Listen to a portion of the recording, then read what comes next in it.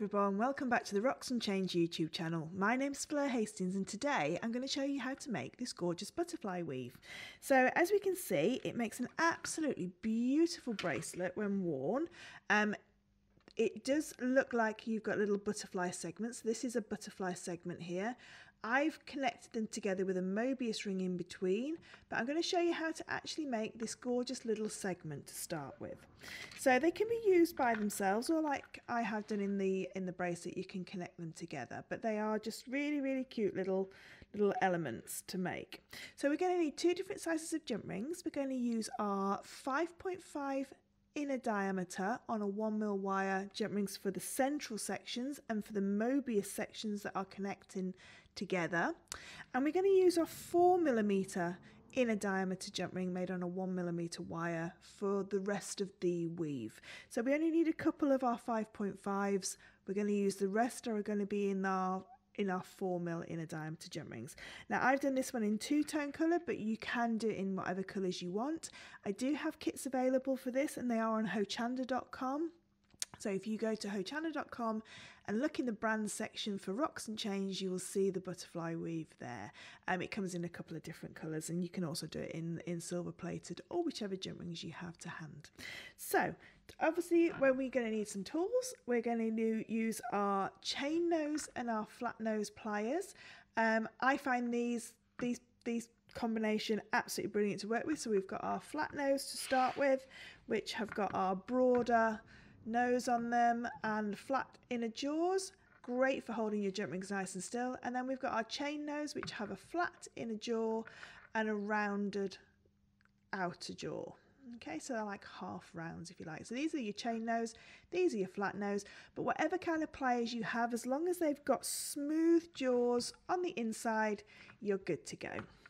I'm going to make this piece up in large jump rings just so you can see it a lot easier. Okay, so you've got everything in the kit that you're going to need to be able to make one of these bracelets.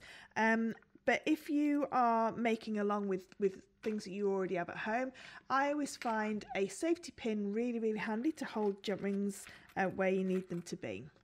So the first thing we're going to do is we're going to take one of our large 5.5mm jump rings and we're going to add on 8 of our 4mm jump rings. Okay, now if you're going to be doing this in two colours, all your vertical jump rings are one colour. I'll get that to focus for you. I'll just bring that a little bit closer. All your vertical jump rings are one colour and all your horizontal jump rings are another colour. Okay, so that's a great way to sort of like denote which colours you're doing. So everything that's portrait or vertical is one colour and everything that is landscape or horizontal is another colour. So in this case, I've got my gold as my vertical jump rings and my large 5.5mm jump ring is in black. And I'm going to take my safety pin and I'm going to go through 4 of those small jump rings to keep them out the way. Now what I need to do is I need to double up this central jump ring. Okay, so I'm going to take another large 5.5 jump ring and I'm going to go through all 8 of my small jump rings, and then before I close this one I'm going to cross it underneath the other large jump ring. So you can see there I've got it there and underneath, and cross it over and close.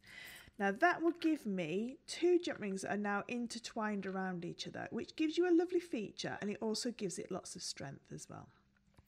I'm now going to work on this part, the 4 jump rings that are not in the actual safety pin. I'm just going to zoom out a little bit so you can see it a little bit more. And what I'm going to do to start with, I'm going to take my 4 jump rings and I'm going to split them into 2 pairs. I'm going to take 1 jump ring and go through 1 pair. Now this time you can see now I've switched to the red jump rings because these are my horizontal jump rings, so I'm using a different colour. And again I'm going to go through the other pair and close. So now what I have is I have my 4 portrait jump rings and I've now split them into 2 pairs and I have 2 landscape jump rings. Okay, Now what I want to do is I want to go back to the original 4. I'm just going to spread them out a little bit just so you can see. And I'm going to add a jump ring to jump ring number 2 and 3. So if we count them 1, 2, 3 and 4, I'm going to add a jump ring to jump ring number 2 and jump ring number 3 of the original ones. And you can see it's not interfering with the ones that are underneath. And close. Okay, so I've now got what looks like this. Okay, so you can see I've got my flat horizontal jump rings in one colour, my vertical jump rings in the other colour. What we need to do now is we're going to turn our work over and we're going to do exactly the same. We're going to mirror image the jump ring that we've just added, which was this one here. We're going to take another open jump ring and we're going to place it through jump ring number 2 and 3. Okay, so we're just making a mirror image of what we've already done. And now what we have is we've got 4 jump rings now which are vertical, and we have 4 jump rings which are horizontal. Okay, so now what we need to do is we need to look at these horizontal jump rings and we're going to now attach these all together, and I'm just going to lay this so you can see it a little bit easier. Let me just arrange that there. So what we've got now is we've actually got lots of gaps here. We've got a gap number 1, which is here. We've then got a gap here which incorporates the 2 top jump rings and this right hand side jump ring. We've got a gap in the centre which looks like a marquee shape or an eye. You can see that nice eye shape. We've then got a gap next to that which again incorporates all of the top jump rings and this time the left hand side jump ring, and then we've got a gap here which is just the left hand side jump ring. The gaps that we want looking for are gap number 2 and gap number 4. So we're ignoring the very first gap, the gap that's just got 1 jump ring, and the last gap, and we're ignoring the gap in the middle where they all cross over. And we're going to take an open jump ring and we're going to go through that gap. So you can see it's actually captured 3 jump rings in place. Okay, so it's captured this, as I'm looking at it, right hand side jump ring, and then the 2 jump rings that are on the top and the bottom in the middle. So it's going to go through there and then we're going to close. Okay, and then we're going to do exactly the same on the other gap. Let me just get my... Your weave won't be as loose as this, it's just because these are the very large jump rings, just so you can see where everything's going. So again, I'm going to take another open jump ring and I'm going to go through that gap number 3. So I'm ignoring that eye shape in the middle and I'm going to the gap next to it, and again it's attached 3 jump rings in place and close. And now you have 1/2 of your butterfly wing. So what we're going to do now is we're going to just take the safety pin off and we're going to do the same on the other side. So just taking that safety pin off and straight away splitting that 4 into 2 twos or 2 pairs.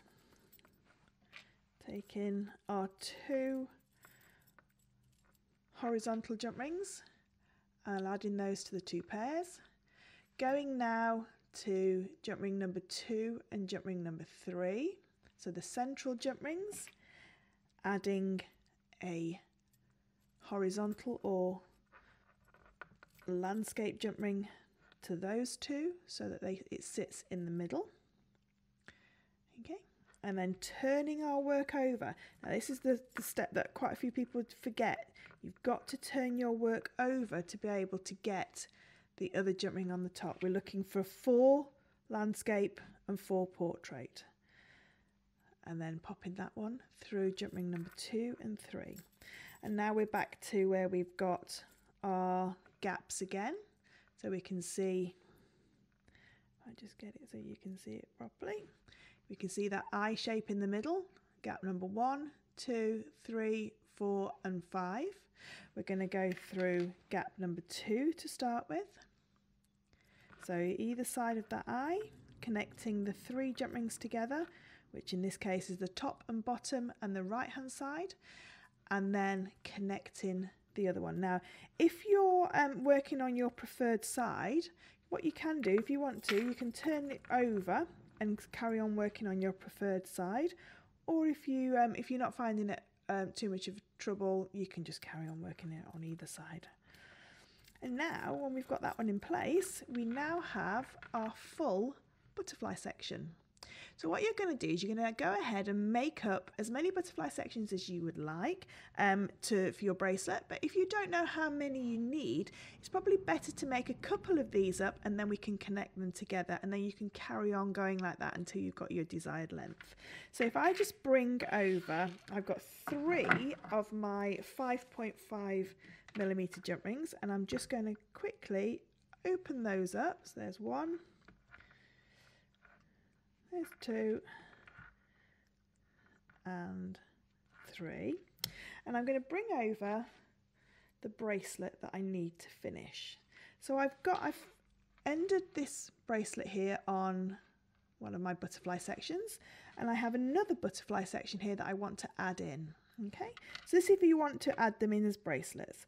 I'm going to take one of my 5.5 jump rings, and I'm going to go through the last 2 jump rings. I'm just going to zoom in a little bit so you can see. I'm going to go through the last 2 jump rings on this butterfly section, and I'm going to add on my next butterfly section. Okay, there we go, if it focuses, and close. Making sure that our jump rings are nicely closed. There we go. So we've now got this. But we need to make that single jump ring into a Mobius ring. So again, taking my next open jump ring, I'm going to go through exactly the same 4 jump rings that I've done previously.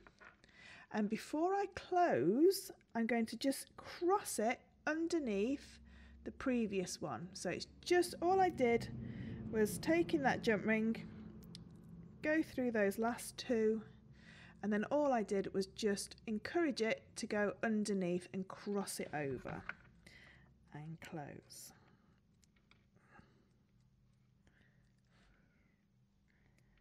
There we go. So now we've got two jump rings in our Mobius ring, and we're just going to do exactly the same with the third one.